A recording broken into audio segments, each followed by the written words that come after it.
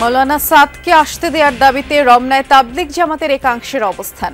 কথা শুনতে প্রতিনিধি দলকে বাসভবনে ডেকেছেন ডক্টর ইউনূস। 22 বছর পর্যন্ত উনি বাংলাদেশের ইজতেমাগুলো পরিচালনা করছে। ওনার কথা যারা শুনতে চায় তাদেরকে শোনার জন্য সুযোগ করে দেওয়া হোক। যদি আসতে দেওয়া না হয় পরবর্তী পরিস্থিতির জন্য আমরা কেউ দায়ী থাকবো না। রাজধানীর উত্তরা থেকে সাবেক খাদ্যমন্ত্রী অ্যাডভোকেট কামরুল ইসলামকে গ্রেফতার। নিউ মার্কেট থানার হত্যা মামলায় 8 দিনের রিমান্ড। ব্যাংকে আস্থা ফিরছে মানুষের। 2.5 মাসে আমানত এসেছে প্রায় 21,000 কোটি টাকা। সুশাসন প্রতিষ্ঠায় গুরুত্ব দিচ্ছেন বিশ্লেষকরা। আমরা হিসাব করে দেখেছি যে এই সময় 21,000 কোটি টাকা ব্যাংকে চলে এসেছে। তার মানে মানুষের আস্থা ব্যাংকের উপর নাই, এ কথা বলা যাবে না। মাওলানা সাদকে ছাড়া এবার ইজতেমা হতে না দেওয়ার হুমকি দিয়েছেন তার অনুসারীরা। সকালে কাকরাইল মসজিদ থেকে তারা রওনা দেন। অন্তর্বর্তী সরকার প্রধান ডক্টর ইউনূসের সাথে দেখা করতে রাষ্ট্রীয় অতিথি ভবন যমুনার দিকে যেতে চাইলে পুলিশি বাধার মুখে পড়েন তারা। এ সময় তারা রাস্তায় বসে পড়েন। বলেন ষড়যন্ত্র বৈষম্যমূলকভাবে তাদের মুরব্বীকে আসতে দিচ্ছেন একটি পক্ষ। এবার মাওলানা সাদকে ভিসা দেওয়ার দাবি তারা জানিয়েছেন।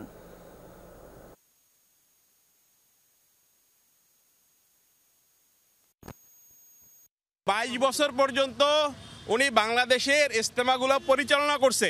বিভিন্ন জায়গায় কে বয়ান করবে সবকিছু উনি ফয়সালা করছে। গভর্নমেন্টের কাছে বিনয়ের সাথে অনুরোধ করতে চাই, আমাদের ইজতেমায় আমাদের হজরতজি আসবে। যদি ওনার কথা শুনতে কারো আগ্রহী না হয়, আমরা ওনাকে বলতেছি না আপনি আসেন, ওনার কথা যারা শুনতে চায় তাদেরকে শোনার জন্য সুযোগ করে দেওয়া হোক। জনগণকে খেপায় একটা কোমলপতি ছোট ছোট বাচ্চাদেরকে ওনার মোকাবেলায় নামায় ওনাকে আসতে দেওয়া হচ্ছে না। আমরা চাই যে আমাদের আমির সাহেবের নামে যে নিষেধাজ্ঞা দিয়ে ওনার ভিসা বন্ধ করে রাখা হয়েছে, ভিসা দিয়ে দেওয়া হোক। যদি আসতে দেওয়া না হয় পরবর্তী পরিস্থিতির জন্য আমরা কেউ দায়ী থাকবো না, এটার জন্য সরকার দায়ী থাকবে। এ বিষয়ে আরো বিস্তারিত জানাবেন আমাদের সহকর্মী রাব্বি সিদ্দিকী। কি অবস্থা দেখছেন আমাদেরকে একটু জানাবেন। সাদপন্থীরা এখন প্রতিনিধি যেই দলটি আছে তারা এখন যমুনায় গেছেন কিনা? আমরা দেখতে পাচ্ছি রাষ্ট্রীয় যে অতিথি ভবন আছে সেখানে প্রধান উপদেষ্টা যিনি প্রেস সচিব শফিকুল আলম কথা বলছেন, আমরা একটু শুনতে চাই। ওনারা কথা বলছেন, দেখা যাক। আমরা আশাবাদী।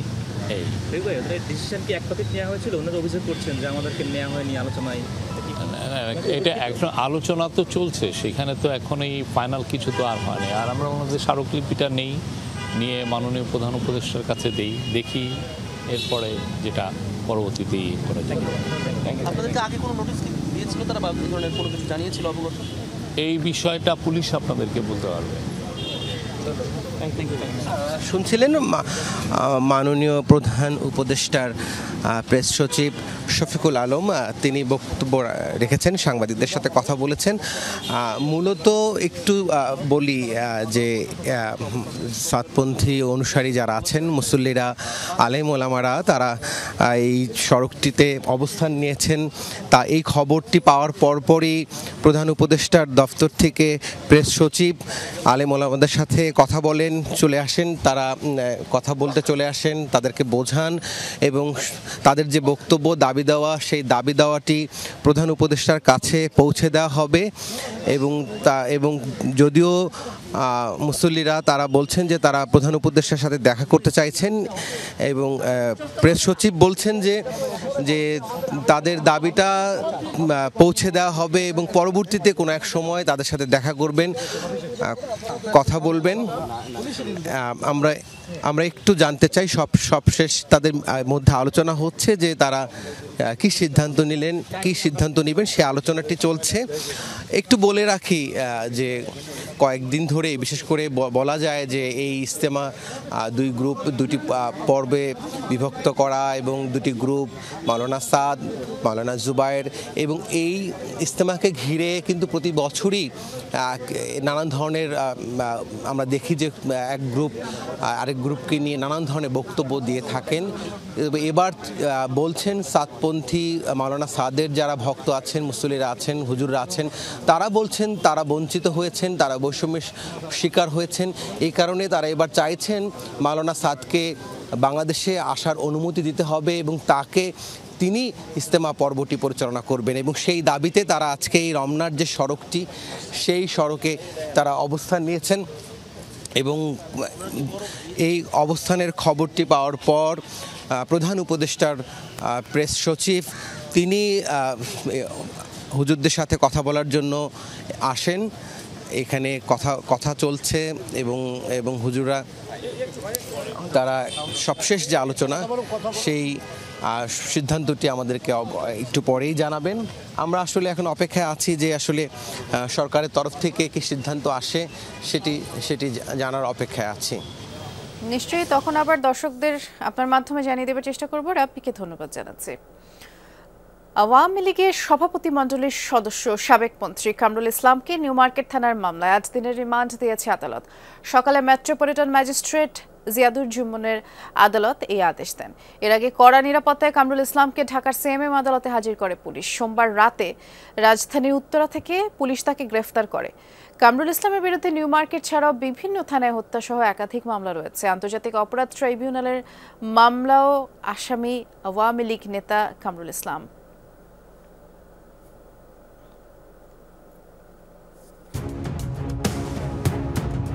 সাবেক খাদ্যমন্ত্রী ও আওয়ামী লীগের সভাপতি মণ্ডলীর সদস্য অ্যাডভোকেট কামরুল ইসলামকে গ্রেফতার করেছে ঢাকা মহানগর গোয়েন্দা পুলিশ। ডিবি প্রধান ডিএমপির অতিরিক্ত পুলিশ কমিশনার রেজাউল করিম মল্লিক গ্রেফতারের বিষয়টি নিশ্চিত করেছেন। সোমবার রাতে রাজধানীর উত্তরা 12 নম্বর সেক্টর থেকে গ্রেফতার করা হয় তাকে। গ্রেফতারের পর তাকে মিন্টো রোডের ডিবি কার্যালয়ে নেওয়া হয়। তার বিরুদ্ধে হত্যাসহ অনেক মামলা রয়েছে। এছাড়াও তিনি আন্তর্জাতিক ট্রাইব্যুনালে গণহত্যার মামলার আসামি। এদিকে কামরুল ইসলাম এবং তার স্ত্রী সন্তানের নামে থাকা দেশে বিদেশে বিপুল পরিমাণ অবৈধ সম্পদের খোঁজে ইতিমধ্যে সন্ধানে নেমেছে দুর্নীতি দমন কমিশন। অভিযোগ আছে, আওয়ামী লীগের প্রথম দফা সরকারে আইনমন্ত্রী থাকাকালে নিম্ন আদালতের কর্মচারী নিয়োগের ক্ষেত্রে তিনি কোটি কোটি টাকা নিয়েছেন। 2008 সালে অনুষ্ঠিত জাতীয় সংসদ নির্বাচনে কামরুল ইসলাম ঢাকা 2 আসন থেকে আওয়ামী লীগের হয়ে সংসদ সদস্য হন। 2014 সালে অনুষ্ঠিত 10ম সংসদ নির্বাচনে একই এলাকা থেকে বিনা প্রতিদ্বন্দ্বিতায় সংসদ সদস্য হন এবং খাদ্যমন্ত্রীর দায়িত্ব পান। খাদ্যমন্ত্রী থাকাকালীন বিদেশ থেকে পচা গম আমদানি করে ব্যাপক সমালোচনার মুখে পড়েন তিনি। হাসিবুল করিম বিজয়, যমুনা নিউজ, ঢাকা। টাঙ্গাইলের মধুপুরে মিনি পিকআপ ভ্যান ও বাসের সংঘর্ষে 4 জন নিহত হয়েছে। প্রত্যক্ষদর্শীরা জানান, ঢাকা থেকে মধুপুর যাচ্ছিল বিনিময় পরিবহনের যাত্রীবাহী বাস। অপরদিক থেকে মধুপুর থেকেই ঢাকার দিকে যাচ্ছিল মিনি পিকআপটি। ভোর 5:30টার দিকে মধুপুর পৌরসভার মালাউরি সরকারি প্রাথমিক বিদ্যালয়ের সামনে মুখোমুখি সংঘর্ষে পিকআপের ড্রাইভার এবং হেলপার ঘটনাস্থলেই নিহত হয়। পিকআপে থাকা আরও 2 জনকে গুরুতর অবস্থায় উপজেলা স্বাস্থ্য কমপ্লেক্সে নেয়ার পর তারাও মারা যান। গাড়ি দুটি জব্দ করে থানায় রাখা হয়েছে। বাস চালক পলাতক। মানুষের হাতে থাকা টাকা ব্যাংকে ফিরছে। 2.5 মাসে প্রায় 21,000 কোটি টাকা ফিরেছে। এটি ব্যাংকের প্রতি মানুষের আস্থার প্রতিফলন বলে মনে করছে বাংলাদেশ ব্যাংক। বিশ্লেষকরা বলছেন, গ্রাহকরা বিশ্বাস করতে শুরু করেছেন আগের মতো ব্যাংকিং খাতে লুটপাট হবে না। এর ফলে ঘরের টাকা আবারও ব্যাংকে রাখছেন। তবে এটি অব্যাহত রাখতে ব্যাংকিং খাতের সুশাসন আরও জোরদার করতে হবে।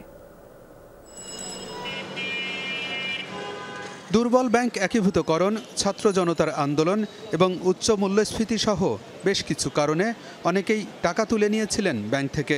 ফলে বেড়েছিল ব্যাংকের বাইরে মানুষের কাছে থাকা টাকার পরিমাণ। তবে পট পরিবর্তনে আবারও সেই টাকা ফিরতে শুরু করেছে ব্যাংকে। বাংলাদেশ ব্যাংকের এক প্রতিবেদনে দেখা যায়, আগস্টের দ্বিতীয় সপ্তাহে ব্যাংকের বাইরে টাকার পরিমাণ ছিল 3 লাখ কোটিরও বেশি। অক্টোবর শেষে সেই টাকার পরিমাণ কমে দাঁড়িয়েছে 2,79,000 কোটিতে। ব্যাংকের প্রতি মানুষের আস্থার প্রতিফলন বলে মনে করছে বাংলাদেশ ব্যাংক। যত টাকা বাংলাদেশ ব্যাংক ছাপায় তার মধ্যে বাংলাদেশ ব্যাংকের ভল্ট এবং কমার্শিয়াল ব্যাংকের ভল্টে নির্দিষ্ট সংখ্যক টাকা রাখার পরে যে টাকাটা বাইরে থাকে আমরা বলি মানি ইন সার্কুলেশন। জুলাই মাসে সবচাইতে বেশি 3 লক্ষ কোটি টাকা ছিল। অক্টোবর মাসের শেষের দিকে এসে সেটা কমে এসেছে এখন 2.7 লক্ষ কোটি টাকায়। তার মানে আমরা এখানে একটা গ্যাপ দেখতে পাচ্ছি। আমরা হিসাব করে দেখেছি যে এই সময় 21,000 কোটি টাকা ব্যাংকে চলে এসেছে। তার মানে মানুষের আস্থা ব্যাংকের উপর নাই, এ কথা বলা যাবে না। ঘরের টাকা ব্যাংকে ফিরলেও কিছু ব্যাংকের তারল্য সংকট কাটছে না, বরং দিনে দিনে প্রকা টাকার ধারণ করছে। বাংলাদেশ ব্যাংক বলছে, আমানত ফেরাতে দুর্বল ব্যাংকগুলোকে আরও উদ্যোগী হতে হবে, প্রয়োজনে নতুন পণ্য আনতে হবে। কিছু ব্যাংক এখনো টাকার জন্য সাফার করছে। আমরা অনুমান করছি যেগুলো ভালো ব্যাংকেই গেছে, গ্রাহক হয়তো যাদের টাকা আছে তাদেরকেই দিচ্ছে।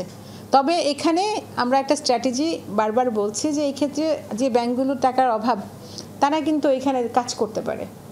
তারা এই টাকাটাকে কিভাবে তাদের কাছে নেওয়া যায় সেটা নিয়ে পরিকল্পনা করতে পারে, এবং তারা যদি কোনো লুক্রেটিভ কোনো ইনস্ট্রুমেন্ট ডেভেলপ করতে পারে তাহলে সেই টাকাটা তারা অ্যাড্রেস করতে পারবে।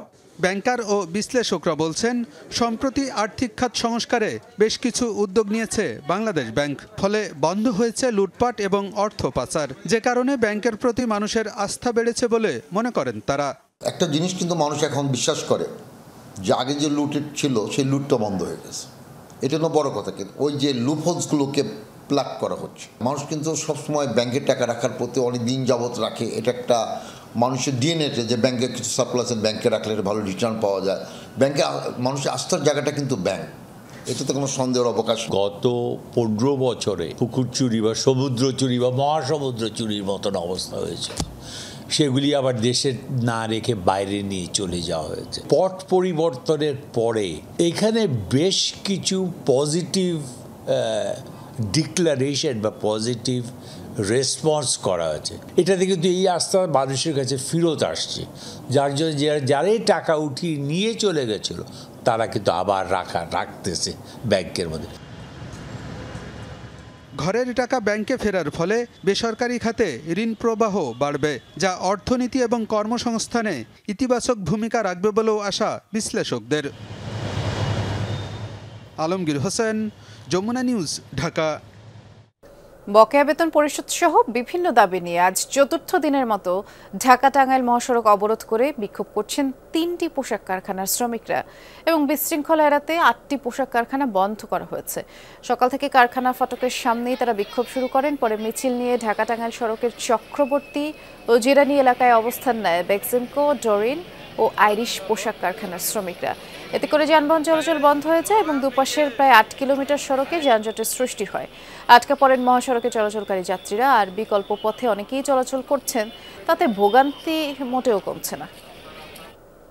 এ ব্যাপারে খোঁজ খবর রাখছেন সহকর্মী হোসেন আলী বাবু, তিনি আমাদেরকে জানাবেন বর্তমান পরিস্থিতি। প্রথমেই মহাসড়কের অবস্থা জানতে চাচ্ছি বাবু, কারণ টানা 4 দিনের মতো এরকম বিক্ষোভ কর্মসূচি চলছে। রাস্তায় যারা চলাচল করছে তাদের তো চরম দুর্ভোগ পোহাতে হচ্ছে, পাশাপাশি পোশাক শ্রমিকদের যেই দুর্ভোগ রয়েছে, তাদের বকেয়া বেতন আটকে আছে।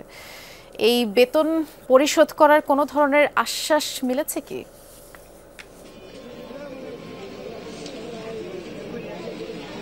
আসলে 4 দিন ধরে আসলে এই নবীনগর চন্দ্রা যে সড়কটি, সেই সড়কটি আসলে শ্রমিকরা অবস্থান করে যাচ্ছে তাদের বেতনের যে বকেয়া বেতন, সে বেতন দাবিতে। গেল কয়েকদিন আসলে বেক্সিমকো কারখানার শ্রমিকরা কিন্তু আসলে রাস্তায় ছিলেন। আজকে কিন্তু পাশাপাশি ডোরিন কারখানার শ্রমিক এবং আইরিশ কারখানার শ্রমিকরা কিন্তু আসলে তারা রাস্তায় নেমেছে। আজ ডোরিন কারখানার শ্রমিকরা নেমেছে আসলে তাদের এই কারখানা অনির্দিষ্টকালের জন্য বন্ধ করে দেওয়ার কারণে তারা আসলে রাস্তায় নেমেছে। তার পাশাপাশি আইরিশ কারখানার শ্রমিকরা, তাদের সাথে কথা বলেছি, তারা যেটা বলছে যে আসলে তাদের যে শ্রমিক ছাঁটাই করেছে সেই শ্রমিক ছাঁটাইয়ের প্রতিবাদেই আসলে তারা রাস্তায় নেমেছে। আসলে এখানে কিন্তু সেনাবাহিনী রাস্তায় অবস্থান করছেন, শ্রমিকদেরকে বুঝাচ্ছেন, আসলে তাদের কর্তৃপক্ষের সাথে কথা হচ্ছে, এই ধরনের কিন্তু আশ্বাস দিচ্ছেন।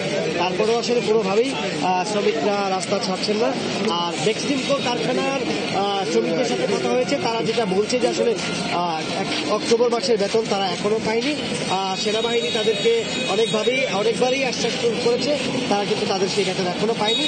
কিন্তু সেনাবাহিনীর সাথে আমরা কথা বলেছি, সেনাবাহিনী যেটা বলছে আসলে বেক্সিমকোর যে কর্তৃপক্ষ রয়েছে তাদের সাথে অনেকবারই তারা কোনোভাবেই যোগাযোগ করতে পারছে না, সেই ধরনের কথা কিন্তু আসলে সেনাবাহিনী আমাদেরকে বলছে। আমি যদি একটু দেখাই, এই হচ্ছে জিরানি এলাকা, এখানে কিন্তু আসলে 2টি কারখানার শ্রমিকরা এই জিরানি এলাকায় অবস্থান করছে। তার পাশাপাশি হচ্ছে চক্রবর্তী এলাকায় হচ্ছে শ্রমিকরা, তারা কিন্তু অবস্থান করছে। আসলে এই রোডে হাইয়ের কোনো গাড়ি আসলে চলাচল করতে পারছে না। সেক্ষেত্রে আসলে যে এই পথে চলা যে সাধারণ মানুষ তাদের কিন্তু চরম ভোগান্তি পোহাতে হচ্ছে। তারা কিন্তু হেঁটে হেঁটে তাদের গন্তব্যস্থানে যাচ্ছে। তারা বলছে যে আসলে যে এই যে আন্দোলন শ্রমিকদের, সেই আন্দোলন কবে শেষ হবে এবং তাদের যে এই ভোগান্তি কবে শেষ হবে সেটা আসলে তারা সেটা নিয়ে সংকটে আছে। তার পাশাপাশি সেনাবাহিনী, বিজিবি, র্যাব সহ বিভিন্ন বাহিনী কিন্তু আসলে রাস্তায় আছেন কোনো কারখানায় যাতে শ্রমিকরা বিশৃঙ্খলা সৃষ্টি করতে পারে। এর পাশাপাশি কিন্তু এই এলাকার প্রায় 8 থেকে 10টি কারখানা বন্ধ করেছে কর্তৃপক্ষ। আপনি পোশাক কারখানা বন্ধের খবর জানাচ্ছিলাম, ধন্যবাদ বাবু। লেবাননে যুদ্ধবিরতি হলেও হিজবুল্লাহর বিরুদ্ধে পদ্ধতিগত অভিযান চালিয়ে যাবে ইসরায়েল, এমন ঘোষণা দিয়েছেন প্রধানমন্ত্রী বেনিয়ামিন নেতানিয়াহু। যুক্তরাষ্ট্রের মধ্যস্থতায় যুদ্ধবিরতি আলোচনায় যখন অগ্রগতির কথা শোনা যাচ্ছিল, তখনই আশায় পানি ঢাললেন ইসরায়েলি প্রধানমন্ত্রী। চুক্তির বিষয়ে ইতিবাচক মনোভাব দেখিয়েছে হিজবুল্লাহ লেবানিজ সরকার। সোমবার যুক্তরাষ্ট্র দেয়া প্রস্তাব গ্রহণ করবে বলেও তারা জানিয়েছে। আর ইসরায়েল হিজবুল্লাহর মধ্যস্থতায় মঙ্গলবার বৈরুত সফর করছেন মার্কিন প্রতিনিধি মোজ হোচেস্টাইন। সংশ্লিষ্ট কয়েকজন কর্মকর্তার বরাতে চুক্তি নিয়ে সম্ভাবনার কথা জানিয়েছিল বিভিন্ন গণমাধ্যম।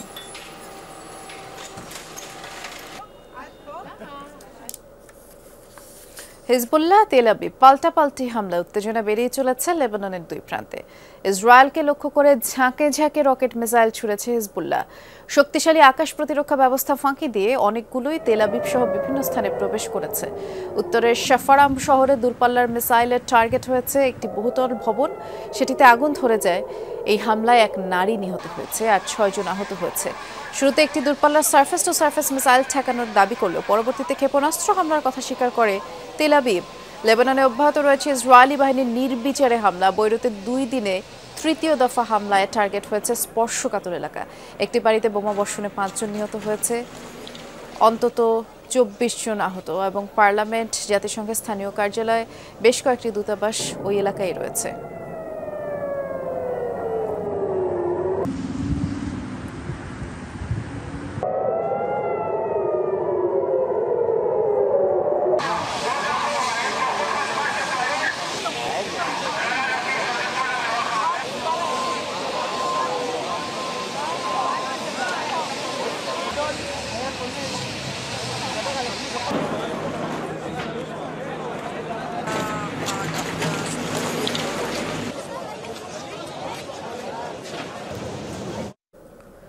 সময় মতো না পৌঁছানোয় G20 সম্মেলনের অফিসিয়াল ফটো সেশন থেকে বাদ পড়লেন জো বাইডেন, জাস্টিন ট্রুডো এবং জর্জিয়া মেলোনি। সোমবার রীতি অনুযায়ী আনুষ্ঠানিক ছবি তোলেন ব্রাজিলের সম্মেলনে যোগ দেয়া নেতারা। রিও ডি জেনিরোর আইকনিক সুগারলোফ পর্বতকে পেছনে রেখেই তারা মঞ্চে দাঁড়ান। এ সময় উপস্থিত ছিলেন চীনের প্রেসিডেন্ট শি জিনপিং, ভারতের প্রধানমন্ত্রী নরেন্দ্র মোদী সহ অন্যরা। তবে সে সময় ত্রিপক্ষীয় এক বৈঠক শেষ করে ফিরছিলেন মার্কিন প্রেসিডেন্ট জো বাইডেন, কানাডার প্রেসিডেন্ট জাস্টিন ট্রুডো এবং ইতালির প্রধানমন্ত্রী জর্জিয়া মেলোনি। তবে তারা ফটো সেশনের স্থলে পৌঁছাতে মঞ্চ থেকে নেমে যান বাকি নেতারা। আর ছবিতে অংশ নেওয়া হলো না বিশ্বের প্রভাবশালী এই 3 নেতার।